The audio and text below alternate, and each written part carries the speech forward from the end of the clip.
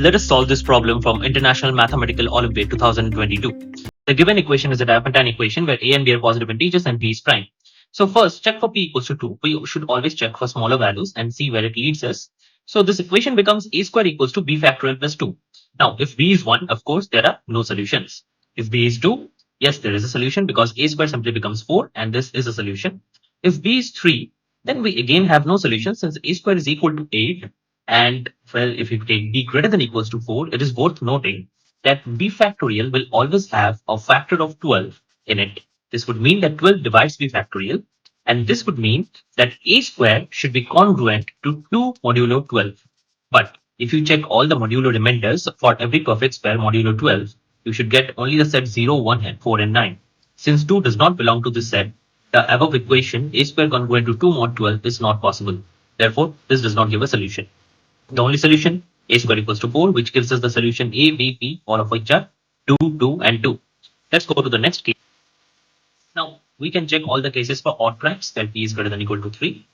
Now, first of all, if b is greater than or equal to p, then obviously b factorial will have at least one instance or at least one factor of p, right?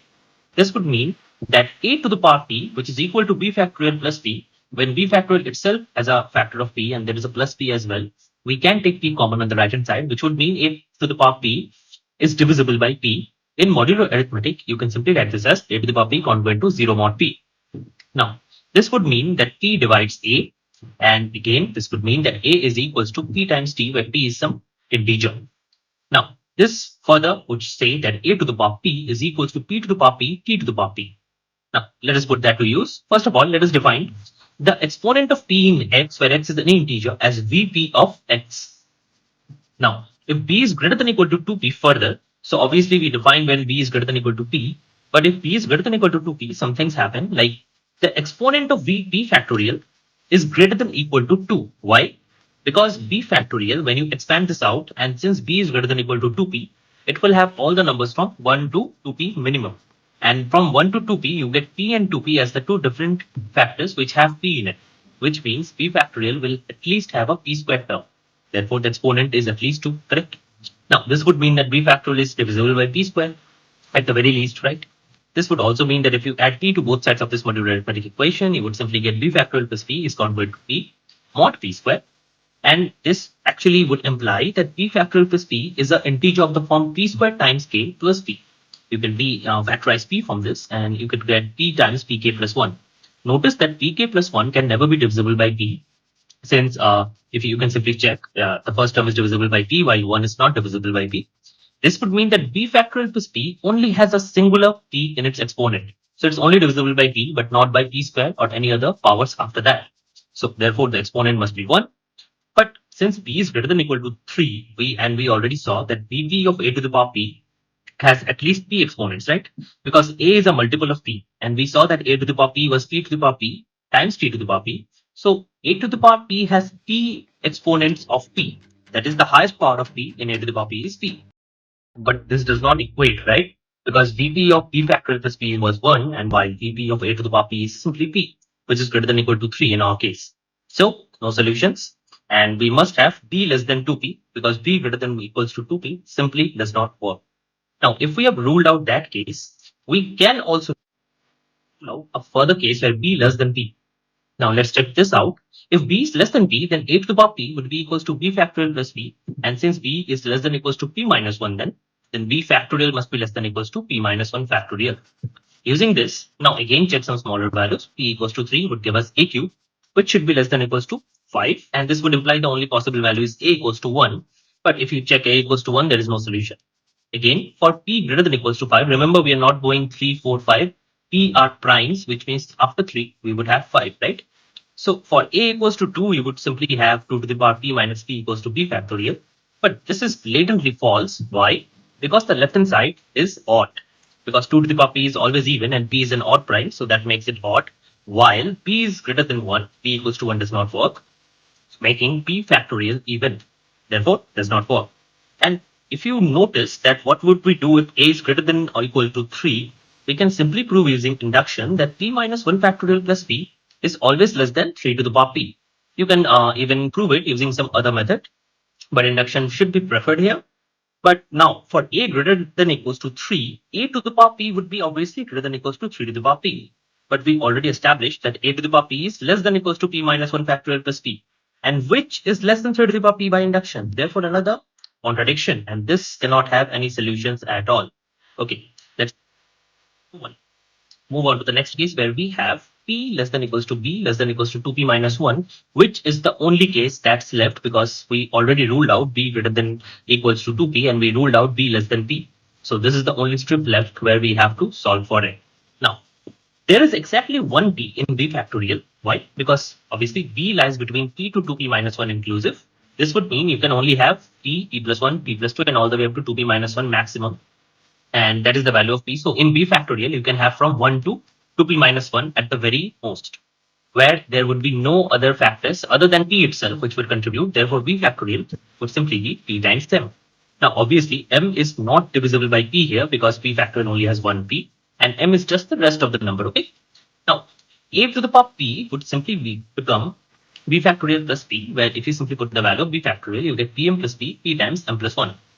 Moving on, we have a equals to pt as we had previously established for p greater than equals to 3. And again, the exponent p-adic valuation would be p. That means the power of p, the maximum power of p contained inside a to the power p is nothing but p.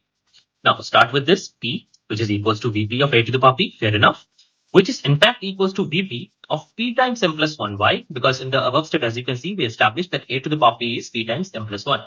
Now, the exponent of p inside p multiplied by m plus 1 would simply mean that it is 1 plus the exponent of p in m plus 1, because we already have an extra p multiplied with it. So we already know there is at least one p, but we do not know how many p's are there in m plus 1. So we can simply write it as 1 plus vp of m plus 1.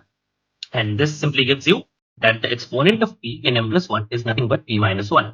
Also, this would imply that p to the power p minus 1 divides m plus 1, but this is ridiculous because such a gigantic power of p cannot divide m plus 1, and we can prove it. We can use modulo p to reduce m as follows. First of all, m was defined as p factorial by p, as you can see. And if you know that v is between p to 2p minus 1, you can use all the modulo reductions like p plus 1, p plus 2, and all this stuff to reduce it simply to minus of b minus p factorial mod p. Now, if you add 1 to both sides, you simply see that m plus 1 is divisible by p only and only if p minus p factorial is congruent to 1 mod p.